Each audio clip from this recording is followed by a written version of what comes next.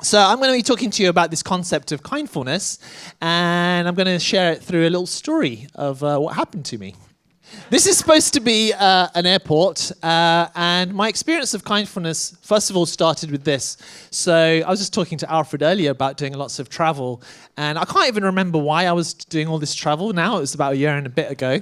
But I'd flow from London to Dubai to Singapore and Thailand. From there, I'd gone to, I think, Perth, and then Melbourne, and then Sydney, and then gradually gone back. And over a period of like 4 or 5 weeks, I returned back to London, and I was expecting a little bit of jet lag, as you'd expect, right? So, yeah, the first few days, yeah, and look, I've gone all the way to Australia. It's the other side of the world compared to London. So, okay, maybe it might take a week to get better and start feeling some more energy. But still, I felt tired, right? And that's where the next picture comes in. I started to look a little bit like this, without the hair. So 2 weeks went by, still feeling a little bit not so energized. But by the time you got into week 3, you'd think it was kind of out of your system. And I'd actually forgotten that, maybe it's that the cause is the jet lag. I was just feeling tired all the time, waking up feeling tired. So I thought, okay, I'm a mindfulness and meditation teacher. Maybe I just need to let go, stop pushing myself, and maybe I should just sleep it out. So I started kind of just thinking, okay, even though I've woken up and I'm feeling sleepy, I'm just going to stay in bed. And so I was lying in bed and, got my iPhone next to me, and I thought, rather than just lying here and resting, maybe I could listen to some talks. And this guy's actually really funny. If you type things like mindfulness or letting go, this teacher called Ajahn Brahm usually comes up. This is one of his most popular talks. It's almost got 900,000 views. So I was just kind of entertaining myself, listening to his talks. He was talking about letting go and talking about mindfulness.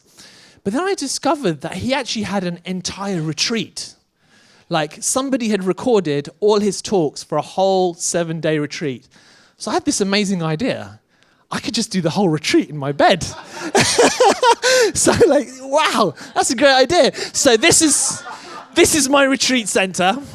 Actually, it was a little bit smaller. I've only got one pillow, but still had good times. And I was just lying there, and then, listened to the first talk. And then he says, his approach was this kindful approach. So, if you're feeling tired, you don't need to sit up for your meditation. You can sit in any posture. You could be nice and relaxed. Take it easy. And so I was taking this kind of kindful approach. And what happened is that I started to feel more and more relaxed. So I wasn't normally I would kind of at least sit up in my bed when I'm doing meditation. But this guy was saying, just sit in any posture you want. If you want to lie down, lie down. If you want to be all twisted up, be all twisted up. So I'm like, okay. So I'm just lying down, eyes closed, listening to all these guided meditations. And most of the time I'm falling asleep. And the guy's like, yeah, that's fine. Just if you feel sleepy, sleep. So I'm sleeping a lot, maybe the first 2 or 3 days during the daytime and at nighttime. And so I spent a lot of time in there with this YouTube, but I was having a great time, actually. And then what happened is that I had a very, very blissful experience. So if you go to Google Images and you type bliss, this is the picture you get, okay? So this is kind of what I felt like, but what happened is my body kind of got really, really relaxed. Then my sensations in my body disappeared altogether, which is what he explained happens. And it was just feeling a sensation of light. But probably the happiest I've ever been was actually in that place there. And there was nobody else next to me. That was interesting. So, so it was very, very blissful, very enjoyable, and I felt completely at peace. And so ever since that day, I've wanted to share this concept of kindfulness with more people, because I've been a meditation teacher for almost 20 years, but these very peaceful and blissful experience I'd only had when I first learned meditation when I was age 20 or something. And ever since then, I could never quite get it. And, mind's wandering and bringing it back and all that kind of stuff that people talk about. Your mind wanders, that's okay, just bring it back. And then your mind wanders, that's fine, just bring it back. And it's wandering off. And that was what was normally happening. But suddenly, this different approach, the mind was stopped wandering, and I was actually enjoying just being really present and in this blissed out state. And the jet lag and all that disappeared, and I just felt fantastic. So this is the kind of typical posture that, when people look in the East and Eastern philosophies, this is what I normally looked like when I was practicing my meditation, okay? That's in the bathroom with the shower on, actually. But this is what people think is the idealized posture that you should have, right? So you should have this kind of full lotus posture. But this teacher explained that one of his monk colleagues, probably can't call monks colleagues, but one of his friends, who was also a monk, decided that, the Buddha, he sat under the kind of the tree and he just decided he's not going to move until he becomes enlightened. And so his monk friend decided to do that. So he sat under a tree and he got into this lotus posture, and 6 hours later, he actually needed double knee surgery. So that was when this Ajahn Brahm thought, maybe there's something wrong about this posture. Maybe there's another way. And he also shared the story of a lady who was in his retreat. And he was looking at this lady who's meditating with everyone else. And her posture, he's like, I can't repeat it, but it was kind of like this and kind of really, really awkward. And at the end of the session, the teacher said, why are you all twisted up? What's going on? And she was like, what do you mean twisted up? I felt that was one of my best meditations. I wasn't twisted up at all. And actually, that lady had been in a car accident. And so what was probably happening is her body was kind of retwisting itself to get into the right posture. So I started to think, because I've written all these books like Mindfulness for Dummies and all these other meditation books, and I was recommending certain postures, usually maybe not like this, to be honest, but at least something like this, sitting away from the back of the chair, sitting upright, as if there's a certain posture that's right, and if you don't get that right, you're not going to get the right experience. But actually, when my most blissful or peaceful meditation was in that bed. So it's not necessarily to do with physical posture, it's more to do with our mental posture or our mental attitude. So when I type funny kind of postures for sleeping, you get all sorts of things. So, your posture might be like that. Mine wasn't quite that bad. This is another one. Or she's meditating on the underground, right? It could be anything. And it's interesting. I mean, look, she's fallen asleep and she's in this posture, but her body looks pretty relaxed to me, right? That's what you call total letting go. So, you never know. So just one of the things I want you to take away from this talk is that be kind to your body and go in a posture that feels right for you. It might not quite be like that or like that, but it might be something like that. Okay, this was kind of, I think that's what probably I looked like when I was doing my meditation. Just really slightly bigger and less hair. But apart from that, I think the smile was roughly the same. So you can actually be kind to your body. And once you start doing that, if it falls asleep, let it fall asleep. The Dalai Lama says sleep is the best meditation. And I think our minds and bodies know when we need to sleep and when we need to be awake. And I think for majority of people in this room and in the West, because of these lights, we actually stay awake after sunset and we're just totally used to that, but we're just awake too much. And so when we try to do meditation, we start feeling sleepy, and then most people fight against that sleep by trying to sit more upright or changing the posture or having a cold shower. And that's fair enough, but actually, I think the sleep comes first, and after the sleep, the meditative states can come. Now, another thing that the teacher recommended a lot and talked a lot about is smiling. And he says that if there's one posture that's important when you're doing your meditation, your kindful meditation, is actually smiling.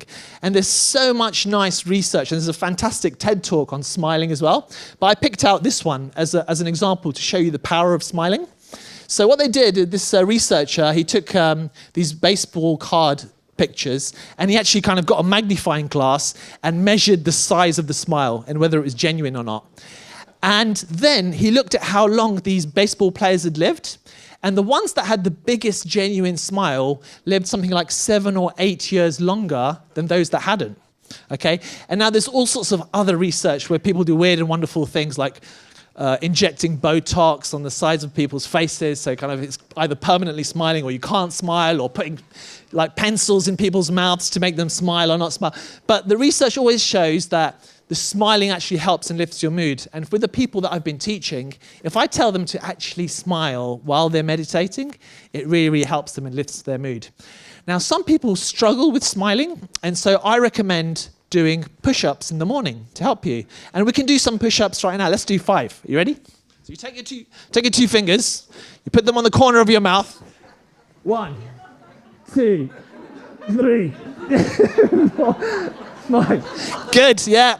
It's difficult for some of you, but actually it's a joke, but actually it's something that can really work. I think some of us haven't smiled for so long, the actual muscles have gone into spasm, and so you actually need to help and actually lift them physically. And there's other evidence to say that we don't smile because we're happy, but we smile first and the happiness comes afterwards. So yeah, give it a try. Just try. Why not just smile for the rest of your life? That'd be a good experiment, just to see what happens. So this kindfulness retreat that I was doing had a schedule a little bit like the one on the left, rather than the traditional one. So I'd been on a retreat like when I was age 20, it's a certain retreat, and we had to wake up at 4:30, didn't get any food, meditating by 5, a little bit of mindful walking, meditation. You're lucky, you might get a soup or something for breakfast and then meditate. And there's not enough space on the slide to explain the rest of the schedule. But that's what it normally looked like. But my schedule on the bed was actually like the one on the left. And actually, that's the one that seemed to work a lot better. And I'll give you an example of another person that went on this retreat. She was an executive. She'd been working really hard. And this teacher, Ajahn Brahm, said, okay, basically, I don't want you to come to any of the meditation sessions. Just if you're tired, sleep. And once you stop getting tired, then you come to the meditation class. So this was her schedule for 3 days. Like she woke up for breakfast magically without an alarm clock. And then she ate, she went to sleep. And you know what happened to the other participants? They started getting jealous. She's like, why are you sleeping so much? We've been meditating all the time. Why are you sleeping? It's not fair. And the monk was getting complaints, but he was like, no, she's allowed to sleep. Everyone's allowed to sleep. So they didn't have the guts to stay in bed. Actually, I wasn't going to mention this, but I did this in one retreat as well, like after I learnt about this, and somebody actually physically woke me up saying, look, you have to wake up and meditate, it's 5 a.m. But this lady, she did this for 3 days out of the 10-day retreat, and then she started going to the meditation sessions, and by the end of the meditation retreat, she was, in inverted commas, much further ahead than others. She felt much more relaxed, much more at peace, and much more happier. So sometimes it feels like we're overindulging by sleeping so much, but actually we're just genuinely catching up. So this concept of kindfulness is mindfulness with a lot of kindness added to it. I know some people define mindfulness as, some people say non-judgmental awareness, and some people say, it's mindfulness with curiosity and openness and kindness. But I think after this experience, the kindness is so important and the sense of caring for yourself is so important. I think it might even be worth using a different word and actually using the word kindfulness rather than mindfulness. Now, some of you, we've been talking a little bit about what mindfulness is, and I was on yet another flight and I was watching this program, Big Bang Theory, and I discovered that they've got one of the best explanations of what mindfulness is. So check this out.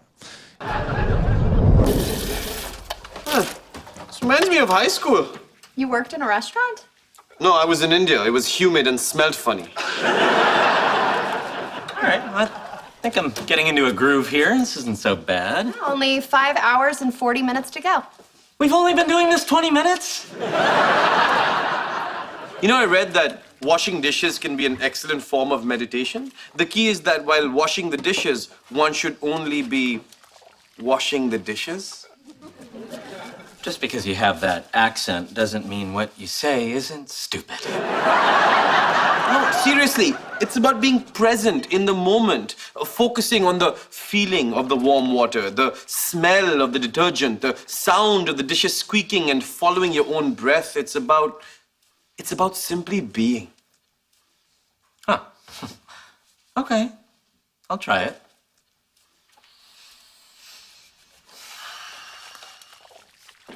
I need 3 people out front. I'll be right me. I'm here. No fair! I was meditating! Oh man, that's hilarious. Yeah, I was just like on a plane watching this Big Bang Theory because it's funny. I'm like, oh my God, they've got mindfulness on Big Bang Theory. So I was really impressed by that.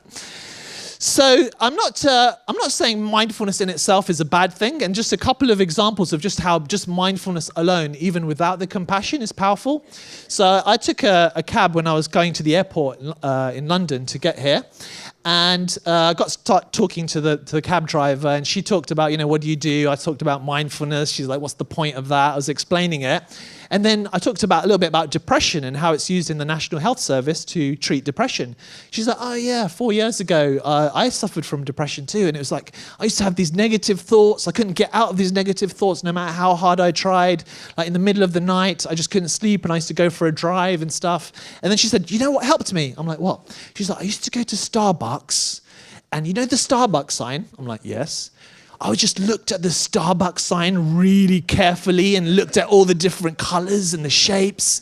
And for some weird reason, that made me feel really good.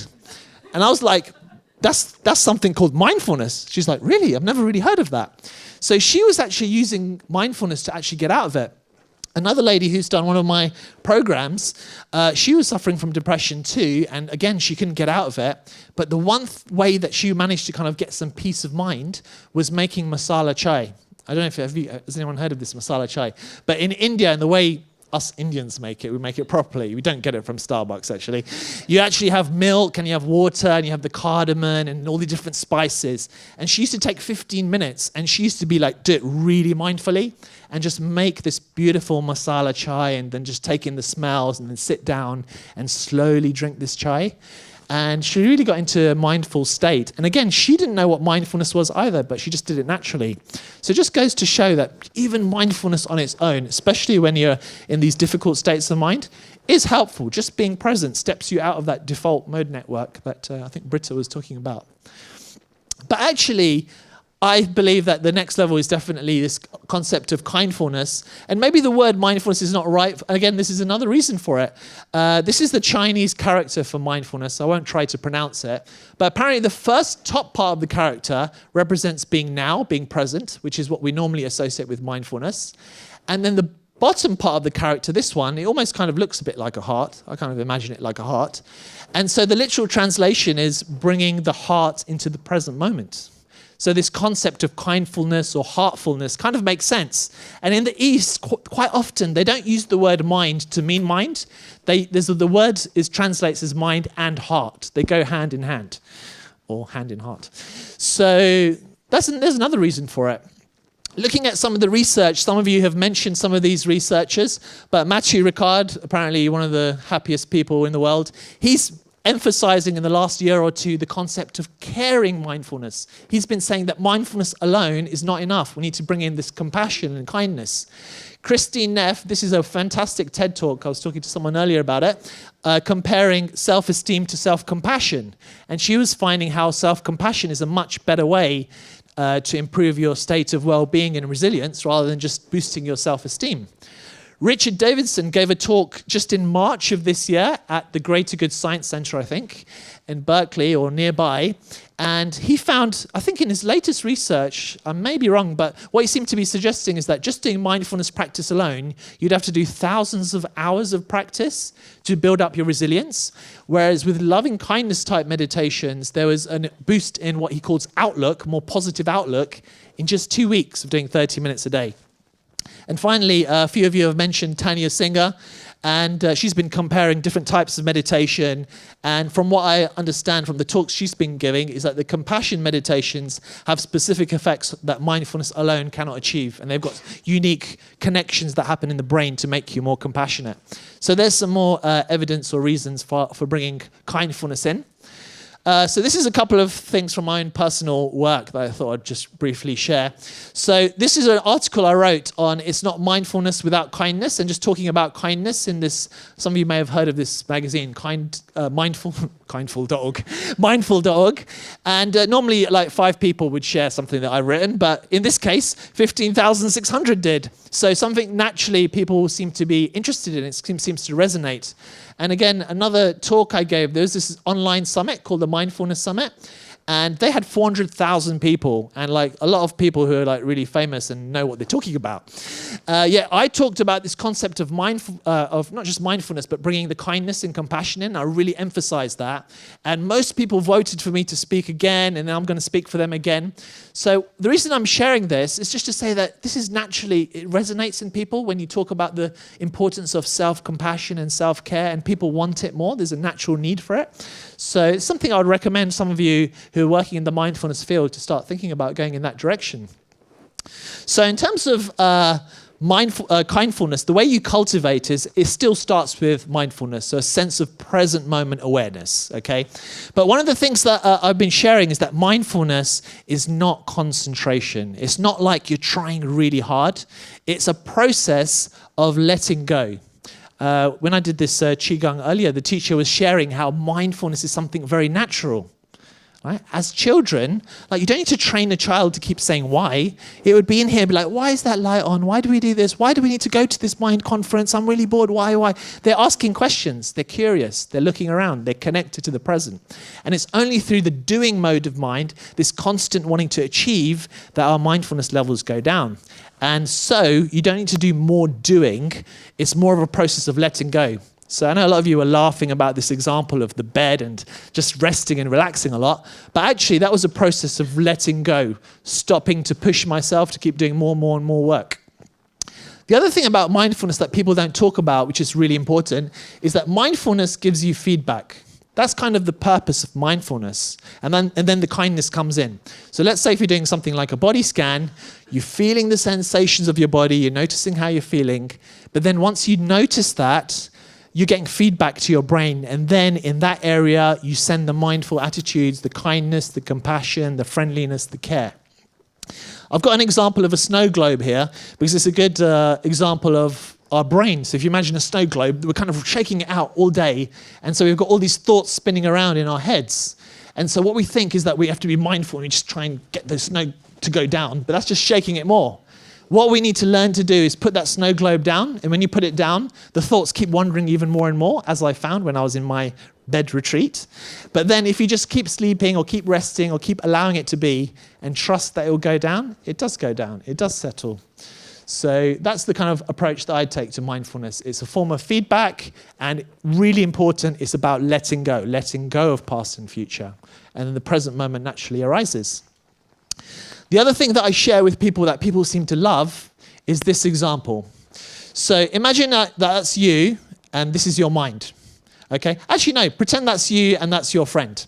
So if you're just sitting looking at this lake and you're having a conversation and you say something and your friend says something back, and you have this conversation, the idea is that each of you listen. Okay? You have to listen to the person. You don't keep telling them something else. Whereas if you imagine this is you and this is your mind, what we tend to do is try to control our mind. We become like control freaks. So, for example, you'd be sitting in meditation like, okay, she said, feel your breathing. So, feel your breathing. And then your mind would be like, remember to collect the milk before you go home. And you'd be like, thank you, mind, but please come back to the breathing. And then you're like, and your mind's like, when you get the milk, don't forget to get the cheese as well. You're like, thank you, mind, but please come back to the breathing. Your mind is actually getting really annoyed, okay? So what you need to do, and what I found is really works well, is to listen to your mind. Imagine if your friend was saying something to you like, hey, how are you? Thank you for talking to me. Come back to my breathing. Your friend would get really annoyed. And I think this is what's happening for a lot of people in meditation. They're kind of telling their mind to come back. But actually, it's frustrating the mind. And what I discovered is that if you just give your mind some attention and some love, so just like you're being kind to your body, you get into a nice, comfortable posture, be kind to your mind. You're like, okay, you want to talk about the milk? Let's talk about the milk. Okay. And actually, it's amazing, but it's like, actually, no, I don't want to talk about the milk anymore. Let's feel the breathing. And so you're kind of together. It's how it works. Trust me, you got to try it, okay? It took me 20 years to work this out, but it's fantastic. So just let your mind be. Don't try to fight it. Don't try to control it. Just be kind to it, smile to it, listen to it. And eventually, you and your mind will be like best buddies, and you both like doing the breathing, okay? Because at the moment, there's kind of two characters within you. So that's a little tip I've got for you.